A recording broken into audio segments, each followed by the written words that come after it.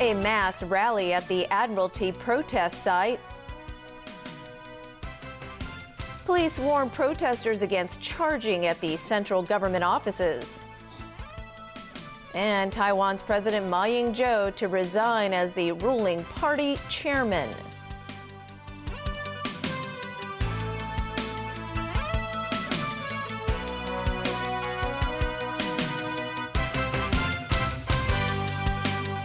Good evening. A large number of demonstrators are gathering in Admiralty tonight, with student leaders planning to escalate their protest action. It's understood that 4,500 police officers are on standby at the main protest site. Earlier today, government officials urged protesters not to lay siege to government buildings. Rani Samtani has more. Student group Scholarism and the Hong Kong Federation of Students called on protesters days ago to gather at the Admiralty protest site. They talked about plans to escalate their action. Police believe there is a chance chaos will break out. Police are highly regretful that this organization continued to incite members of public to commit illegal acts. From the past experience, this sort of incitement would lead to more radicals and troublemakers and organization to take part, making the situation even more chaotic. If anyone obstructs police in execution of our duty, charge police line violently, or attempt to block the central government office, police will take resolute enforcement actions. The student groups have been calling on the public to gather at the main protest site and to bring along with them helmets, goggles, masks, and umbrellas. There was mixed reaction to the announcement. This group of secondary students staged a protest march this afternoon from Admiralty MTR station to the Admiralty protest site in support of the Occupy campaign. We believe that they have considered it well, so we have a total belief in that. But some occupiers in Admiralty said, depending on the situation, they will decide whether to support an escalation of their protest actions. This protester said he wouldn't want to give the police an excuse to clear the area. Another said he will follow the direction of those assembling in Admiralty tonight. Some, meanwhile, simply want peace. Secretary for Education Eddie Ng said he's worried the situation will get out of hand. He urged the protesters not to paralyze the central government offices. I would like to appeal to everyone, including the potential organizer. Please do not do that. For the students, please try to stay away from all those problematic, dangerous locations. Secretary for Food and Health Ko Wing-man expressed concerns about students stepping up their action. In case scuffles break out tonight, Ko said the hospital authority will notify nearby hospitals. And if there are a lot of serious casualties, he said a backup plan is in place for patients to be directed to different emergency rooms and hospitals. Rani Samtani, TVB News. Well, we're going to talk to Rani right now, who's standing by live in Admiralty on the phone. So, Rani, a show of defiance by protesters tonight, yes? Hi, Tony, that's correct. Hundreds of people have gathered around the main stage and more protesters are filing in from Admiralty MTR station. The rally started at around 6 p.m. and members from Scholarism and the Hong Kong Federation of Students have been taking turns to make speeches at the main stage. They said they will be stepping up their movement tonight to pressure the government into responding to their calls for genuine universal suffrage. But organizers stress this is a non-violent movement and ask people to be aware of the orders given to them. The student leaders said they will not take the initiation to destroy public structures and reminded that protesters should only listen to orders that come directly from Scholarism and the Hong Kong Federation of Students. They urged occupiers not to provoke police officers because they are Hong Kong people too and are also striving for their rights to vote. They told the protesters that their equipment such as goggles and umbrellas should only be used to protect themselves and should not be used to assault police officers. That's all from me for now. Back to you in the studio. Thank you very much, Rani. That was Rani Samtani reporting live in Admiralty. Well, protesters were out on Mong Kok streets again last night in response to their so-called shopping tactics. Police made 9 arrests. Last night, demonstrators carrying protest banners and yellow umbrellas again gathered at the junction of Sai Ying Choi Street South and Soy Street, claiming to be shopping there. Businesses lowered their shutters and some protesters started crossing roads at a defyingly slow pace. The protesters walked down Nathan Road towards Tsim Sha Tsui after midnight.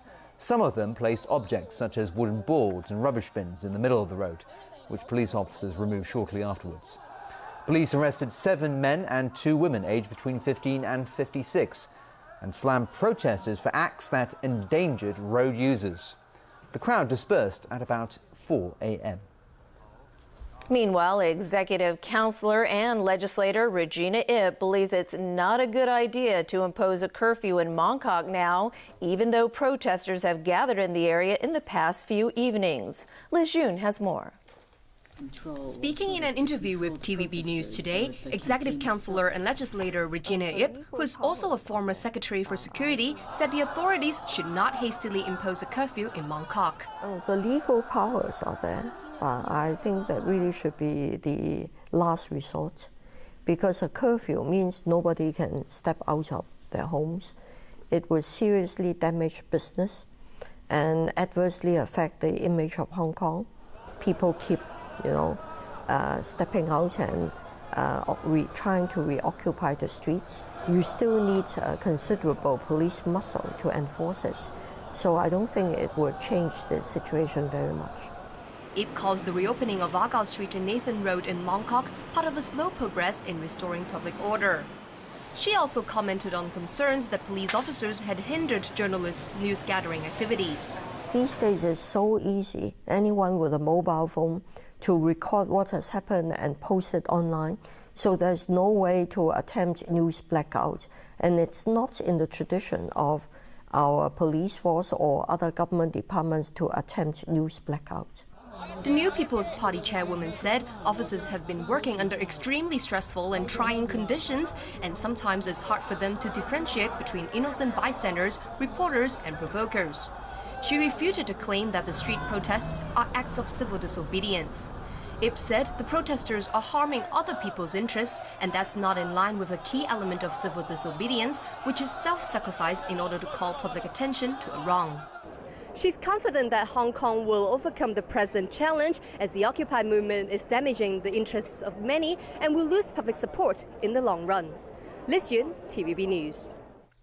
Several groups petitioned outside police headquarters this morning to condemn what they say was the use of excessive force during the clearance of the Mongkok protest area earlier this week.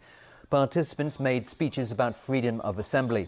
Hong Kong Shield, one of the groups involved, says it's received a lot of complaints from citizens claiming that officers hit them when they were just walking in the area. It said it will try seek legal help and filed a report to the police on their behalf.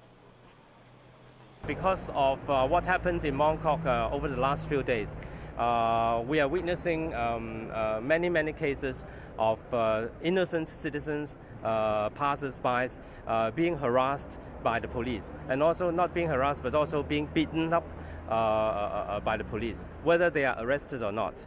And most of them almost do not, they're in great fear and do not have any outlet to complain, to protest, or even they dare not go to report to the police because actually the violence are committed by the police.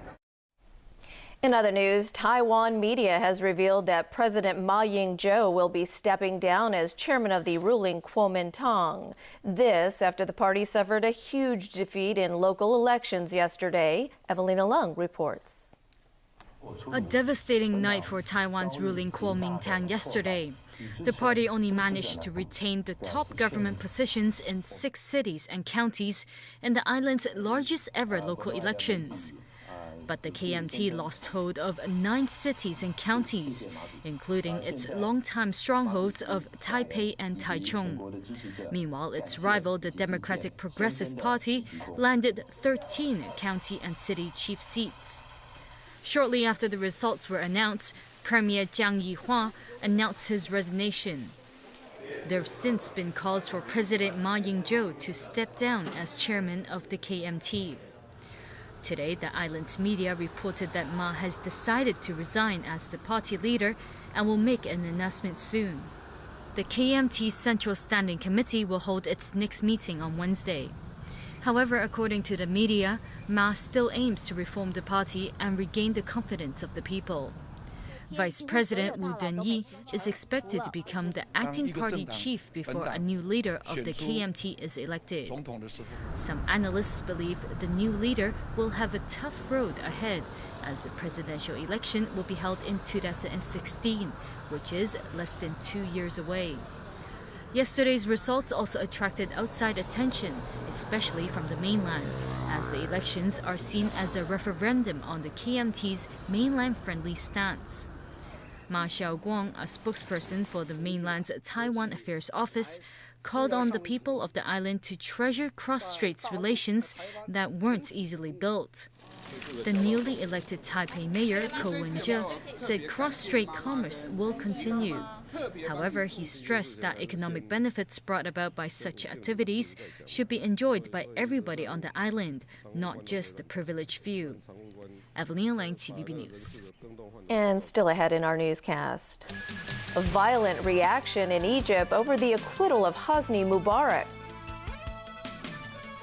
In France, Nicolas Sarkozy one step closer to running for president in 2017.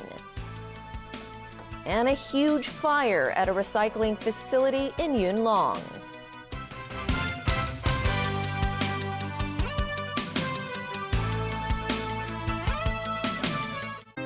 Follow in the footsteps